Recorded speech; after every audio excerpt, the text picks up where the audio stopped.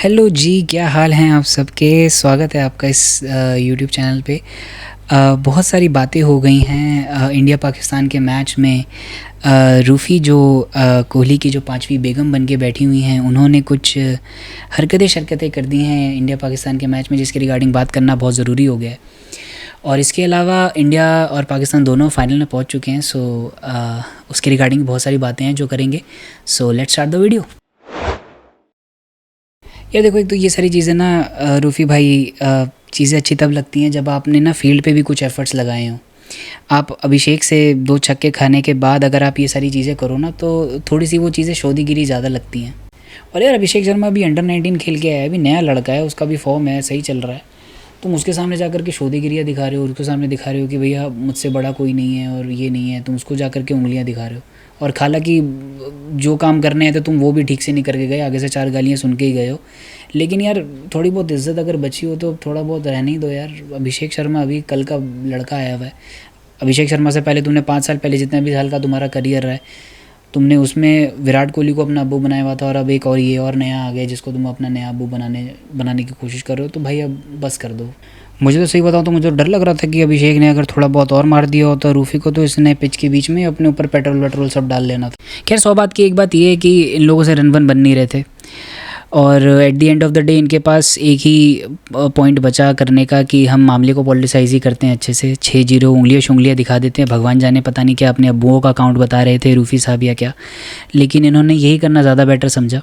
हालांकि जो लोग नहीं जानते हैं उनको मैं बता दूं कि रूफ़ी जी और पाकिस्तान टीम जो है ये क्लेम करती है कि हमने इंडिया के 6000 रफ़ाल, 4000 हाथी, 5000 घोड़े, कुछ 4 लाख की सेना भी अपने कब्ज़े में ले ली है, इंक्लूडिंग विराट कोहली। लेकिन अभी इनके देश में इस बात पे ज़्यादा लड़ाई चल रही है कि कोहली की कच्ची सूंघेगा कौन। खैर मुझे नहीं लगता है ये लोग खेलने वेलने आए थे, अपना ये एजेंडा लेकर आए थे, एक पर्टिकुलर प्लान से आए थे ये लोग, और ये लोग अपना करके चले गए हैं। 6-0 5-0 जो इन्होंने दिखाना था वो वही ये लोग करने आए थे, क्योंकि फील्ड पे इनसे कुछ होना नहीं था। तो इन लोगों ने समझा कि ये चीज़ें करो, कम से कम एटलीस्ट जो हमने पहना हुआ है लुंगी एटलीस्ट वो तो नहीं उतरेगी। और इन्होंने कर दिया है। अभी आप इनके देश में जाकर के देखोगे तो बहुत बढ़िया, सब बहुत प्रेज़ कर रहे हैं रूफ़ी को कि अरे क्या काम कर दिया, क्या इन्होंने वो कर दिया। और देखना है, it's not a big deal कि ऐसे ही ये रूफ़ी को जाकर के कोई ये वापस जाए रूफ़ी और इसको जाकर के कोई ये मिनिस्टर बना देंगे। और उसके बाद ये लोग खुद रोएंगे कि यार ये ऐसे लोग, हमारी जो मैनेजमेंट है वो कुछ करती नहीं है। भाई कहाँ से करेगी तुम्हारी मैनेजमेंट जब तुम ऐसे ही लोगों को ले जाकर के गद्दियों पे बिठा दोगे जो जिनको कख मालूम नहीं है, जो जिन्होंने पहले विराट कोहली को अपना अब्बू बनाया हुआ था और अब अभिषेक शर्मा को अपना अब्बू बना करके बैठे हुए हैं। तो भैया हारना तो पड़ेगा ही ना, फिर कहाँ से जीतोगे तुम लोग। हालांकि सच बताऊं तो यार मुझे ज़्यादा बुरा जो पाकिस्तान ओरिजिन के जो पढ़े लिखे लोग हैं, मेरे भी बहुत सारे दोस्त हैं जो पाकिस्तान ओरिजिन से हैं और जो बाहर निकल के पढ़ लिख गए हैं थोड़ा सा, वो जब देखते होंगे ये सारी चीज़ें उनको कितना बुरा लगता होगा। वो लोग देखते होंगे, सोचते होंगे यार क्या बेड़ा करके आ रहे हो। ऊपर से ऐसे ही लोग जाकर के बाद में जाकर के ये प्रधानमंत्री भी बन जाते हैं। पता नहीं भगवान जाने कौन कौन इनके प्रीवियस क्रिकेटर्स थे, वो आजकल पॉलिटिक्स में बहुत अच्छा कर रहे हैं। शाहिद अफरीदी हो गया इनका, इमरान खान तो खैर प्रधानमंत्री भी रह चुके हैं। तो जितने भी इनके क्रिकेटर्स हैं वो सब यही सोच रहे हैं कि मतलब हम किसी तरीके से आकर के कुछ उंगलियाँ शुंगलियाँ दिखा दें, कुछ फड्डे शड्डे कर दें बाहर, ताकि जब हम वापस जाएँ अपने देश में तो वहाँ पे जाके हमारी बहुत ज़्यादा बड़ाई हो और मैं इलेक्शन में खड़ा हो जाऊँ और मुझे सब वोट दे के जिता दें। तो कुल मिलाकर के माइंडसेट इनका इतना सही है, ये लोग यही करने आए हैं। And now I think it's a high time कि बीसीसीआई को सोचना चाहिए कि हमें इन लोगों के साथ वाकई में अब खेलना चाहिए या नहीं, क्योंकि आई डोंट थिंक अब ये खेलने के मूड में हैं अभी, क्योंकि इनको समझ में आ गया इनका क्रिकेट उस लेवल का नहीं है। सो अब ये आई थिंक ये इसी तरीके की शोधीगिरी करके और फेम लेने की कोशिश करेंगे, क्योंकि वैसे इनकी कोई खास अभी इज्जत बची नहीं है। बहुत सारे पाकिस्तान के जो लोग हैं वो ये कह रहे हैं कि यार आपने जो है पॉलिटिसाइजेशन आपने अपनी तरफ से स्टार्ट करी थी, आपने हमसे हैंडशेक नहीं किया। तो भाई क्या मतलब हैंडशेक, तुम क्या हमारी चुमियाँ शुमियाँ लेने आए थे?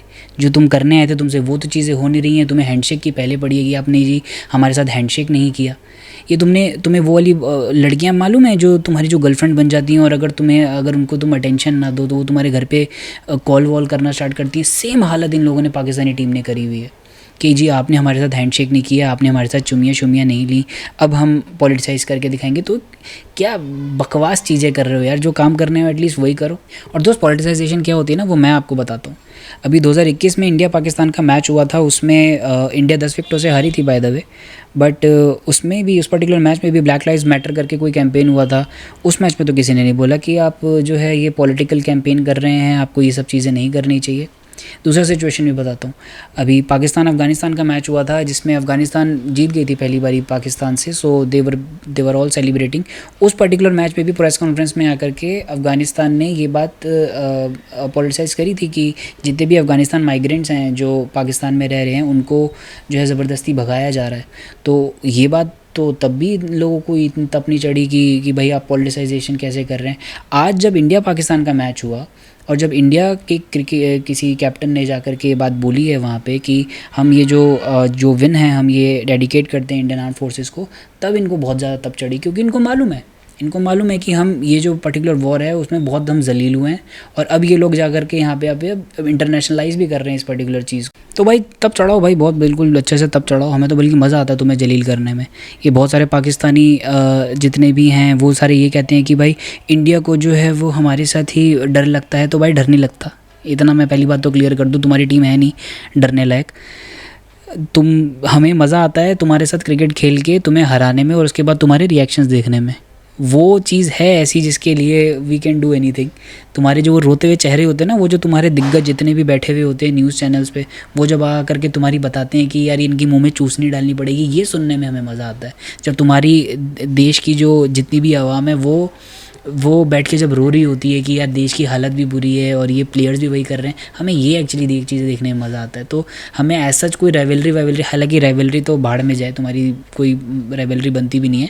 हमें मैच देखने में मज़ा ही इसलिए आता है क्योंकि तुम हारते हुए जब दिखते हो ना, तो तुम और भी ज़्यादा अच्छे दिखते हो। हालांकि भाई 100 शाबाशियाँ भाई सूर्य कुमार यादव को, हालांकि इसके बैटिंग चले ना चले भगवान जाने, अब खेलेगा या नहीं खेलेगा, बट एटलीस्ट किसी के अंदर इतने गट्स तो है कि उन्होंने जाकर के ये चीज़ें पॉलिटिसाइज़ करी बीच में जाकर के, और एटलीस्ट ये प्रेस कॉन्फ्रेंस में जाकर के ये बात बोली कि इंडिया और पाकिस्तान की कोई ऐसा राइवलरी बनती नहीं। और ये बहुत सही बात बोली है, मैं सच बताऊँ तो।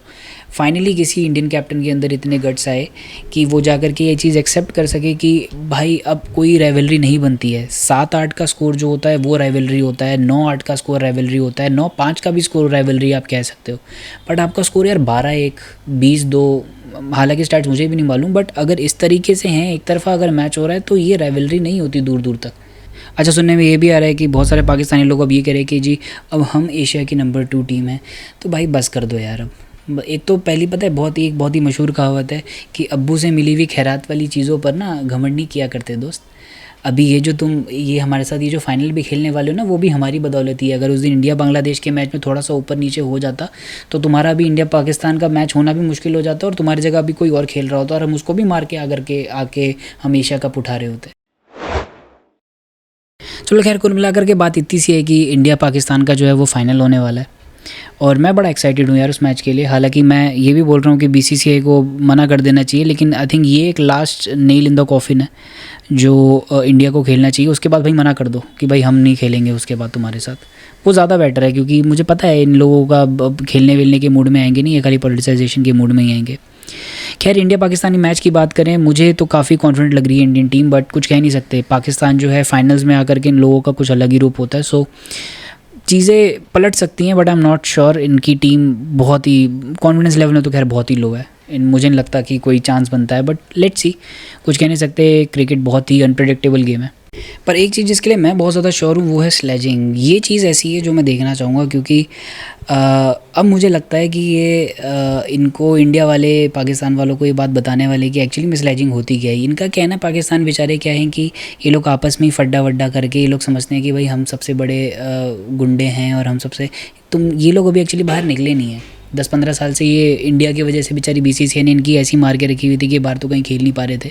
तो ये लोग सोच रहे हैं कि हम आपस में ही लड़के हम बहुत बड़े गुंडे बने पड़े हैं। मेरे भाई अब आना जरा, ये जो गंभीर है ना, ये तुम्हारे बताएंगे एक बार। अभी तुम्हारी विराट कोहली से इतनी गांड फटती थी, तो तुम्हें पता चलेगा कि गंभीर है किस मिट्टी का आदमी। तो बहुत ही इंटरेस्टिंग गेम होने वाला है, एंड मैं बहुत एक्साइटेड हूँ इस पर्टिकुलर गेम के लिए। सो देखेंगे क्या है कैसा नहीं है। आप लोग बस इस पर्टिकुलर चैनल को सब्सक्राइब कर लेना, मैं ऐसी वीडियोज़ बनाता रहूँगा। So I see you in the next video, bye.